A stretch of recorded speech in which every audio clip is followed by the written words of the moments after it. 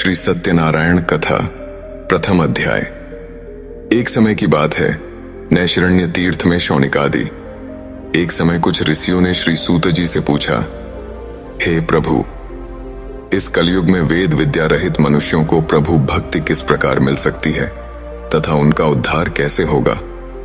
हे मुनि श्रेष्ठ, कोई ऐसा तप बताइए जिससे थोड़े समय में ही पुण्य मिले और मनवांछित फल भी मिल जाए। इस प्रकार की कथा सुनने की हम इच्छा रखते हैं।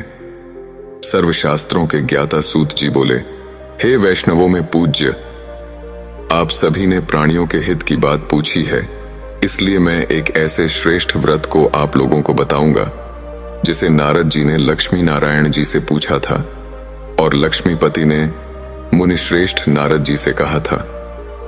आप सब इसे ध्यान से सुनिए।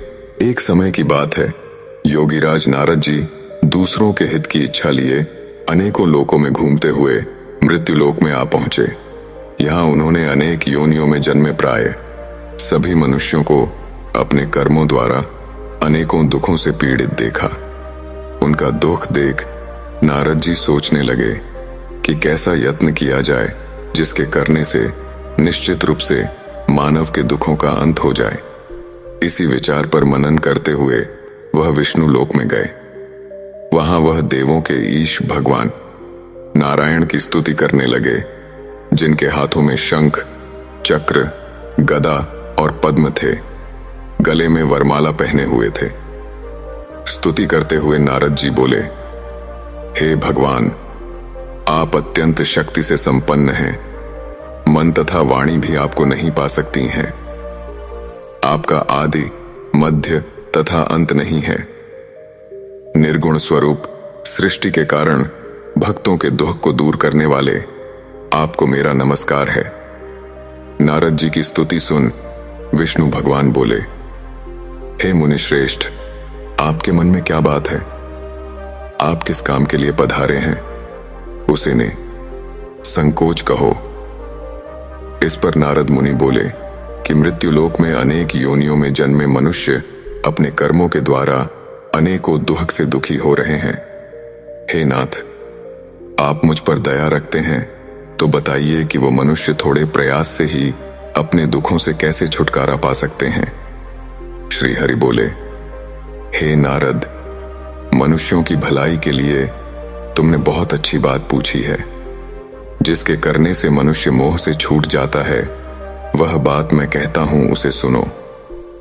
स्वर्गलोक व मृत्युलोक दोनों में एक दुर्लभ उत्तम व्रत है जो पुण्य देने वाला है। आज प्रेमवश होकर मैं उसे तुमसे कहता हूं। श्री सत्यनारायण भगवान का यह व्रत अच्छी तरह विधान पूर्वक करके मनुष्य तुरंत ही यहाँ सुख भोग कर मरने पर मोक्ष पाता है। श्री हरि के वचन सुन नारद जी बोले कि उस व्रत का फल क्या है और उसका विधान क्या है? यह व्रत किसने किया था? इस व्रत को किस दिन करना चाहिए? सभी कुछ विस्तार से बताएं। नारद की बात सुनकर श्री हरि बोले, दुख व शोक को दूर करने वाला यह व्रत सभी स्थानों पर विजय दिलाने वाला है। मानव को भक्ति व श्रद्धा के साथ शाम को श्री सत्यनारायण की पूजा धर्म परायण होकर ब्राह्मणों व बंधुओं के साथ करनी चाहिए। भक्ति भाव से ही नैवेद्य, केले का फल, घी, दूध और गेहूं का आटा सवाया लें।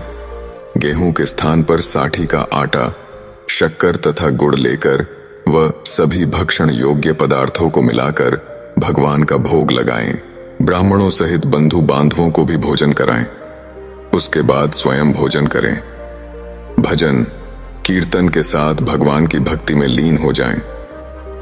इस तरह से सत्यनारायण भगवान का यह व्रत करने पर मनुष्य की सारी इच्छाएं निश्चित रूप से पूरी होती हैं।